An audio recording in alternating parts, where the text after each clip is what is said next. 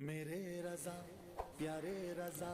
میرے اشعار سے ظاہر ہے۔ پھر امام اہل سنت نے جو فتنوں کا ایک قلع قمع کیا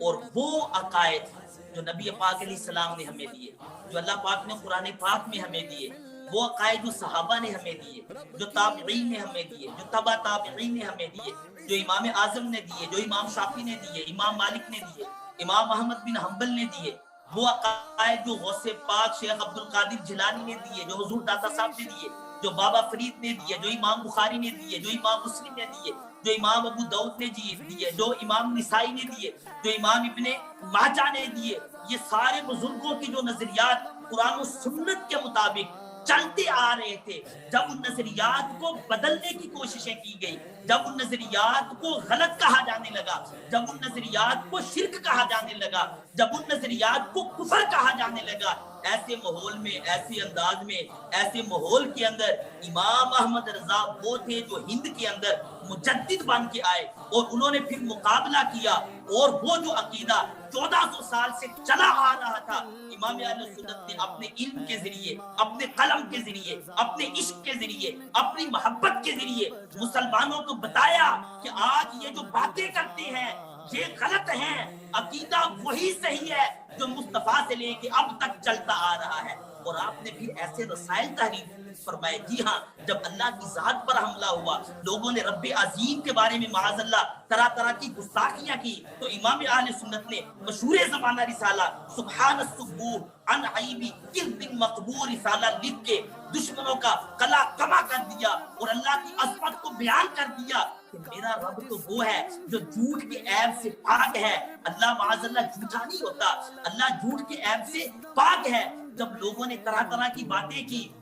اور طرح طرح کے انداز سامنے آئے، مصطفیٰ علیہ السلام کے علم کو معاذ اللہ چھپاہوں کے ساتھ ملانے کی ناپاک کوشش کی گئی، تو امام اہل سنت میدان میں آئے۔ آپ نے پوری کتاب تحریر فرمائی الدولۃ المکیہ بالمادۃ الغیبیہ، جو 7 سے 8 گھنٹے میں مکہ مکرمہ میں حالت بخار میں آپ نے لکھی، اور 200 سے زائد احادیث علم غیب مصطفیٰ پہ نقل کر کے بتا دیا کہ سر عرش پر ہے تیری گزر، دل فرش پر ہے تیری نظر، ملکوت و ملک میں کوئی شے نہیں وہ جو تجھ پہ عیا نہیں، اور کوئی غیب کیا تم سے نہا ہو بلا، جب نہ خدا ہی چھپا تم پہ کروڑوں درود۔ پھر ایک اور آپ نے رسالہ لکھا انباء المصطفیٰ بحال سر و اخفا، مصطفیٰ کا خبریں دینا چھپی ہوئی حالتوں کی۔ میرے آقا اعلی حضرت نے حدیثوں کا انبار، علماء کے اقوال کا انبار اور قرآنی آیات کا انبار لگایا۔ پھر وہ لوگ جو کہتے تھے یا رسول اللہ نے کہنا چاہیے،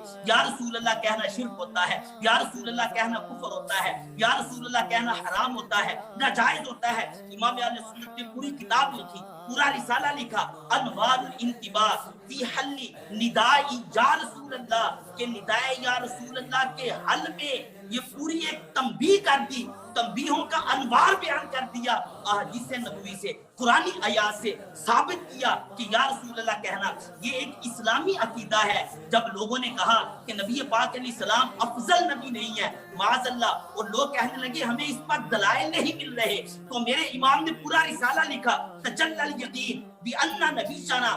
سید المرسلین، یقین کی تجلی اس بات پر کہ ہمارے نبی وہ مرسلین کے سردار ہیں۔ جب لوگوں نے انگوٹھے چومنے پہ اعتراض کیا اور کہا یہ کہاں سے ثابت ہے، امام اہل سنت نے علم کا دریا بہا دیا اور پوری ایک کتاب تحریر فرمائی منیر العین فی حکم تقبیل الابہامین۔ آپ نے اس میں ثابت کیا کہ آنکھوں کی ٹھنڈک ہے مصطفیٰ کریم علیہ السلام کا نام سن کے آنکھوں میں لگا لینا، انگوٹھے چوم لینا۔ احادیث نبویہ کی روشنی میں بتایا تم انگوٹھے چومنے پر اعتراض کرتے ہو، یہ تو میرے صدیق اکبر کی سنت ہے۔ لوگوں نے کہا یہ حدیث ضعیف ہے، امام اہل سنت نے میری علم حدیث کے وہ موتی بہائے کہ آج تک علماء حیران ہیں۔ لوگوں نے اعتراض کیا تم قبر پر اذان دیتے ہو، یہ قبر پر اذان دینا یہ بدعت ہے۔ امام اہل سنت نے ایذان الحجر فی اذان القبر ایک پورا رسالہ لکھا، جس میں 17 احادیث سے साबित कर दिया कि कब्र पे खड़े होके अजान देना ये बिदअत नहीं है बल्कि ये मुस्तहब है।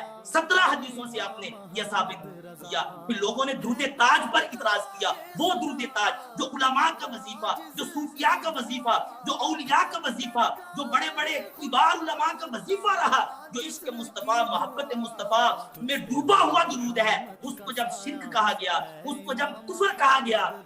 इमाम अहमद रजा का कलम उठा, आपने पूरा रिसाला लिखा अल अम्दु वल उला लिनाअतिल मुस्तफा बिदाफिल बला, क्योंकि दुरूद ताज में दाफिल बला लफ्ज आया था। आपने फरमाया दाफिल बला के साथ मुस्तफा की नात पढ़ने वाले के लिए बुलंदी भी है और अमन भी है। आपने कई 100 अहदीस नकल करके ये साबित किया मेरे मुस्तफा मुश्किल कुशा भी है, हाजत रवा भी है, दाफिल बला भी है। फिर लोगों ने बातें करना शुरू की, कहा नबी को कुछ पता नहीं, ये किसी किस्म का इख्तियार नहीं रखते, नबी बे इख्तियार होता है। मेरे इमाम ने कलम उठाया मुनीशतुल लबीब अन तशरीहा बियादिल हबीब, पूरा रिसाला लिख के साबित किया कि मेरे मुस्तफा तो वो है, इशारा करके चांद वापस बुलाते हैं, चांद को तो टुकड़े करते हैं, सूरज को वापस बुलाते हैं, और अल्लाह ने इनको शरीयत में भी वो इख्तियार दिया है। अगर कोई आ जाए और कहे या रसूल अल्लाह मैंने सिर्फ 2 नमाजें पढ़नी है,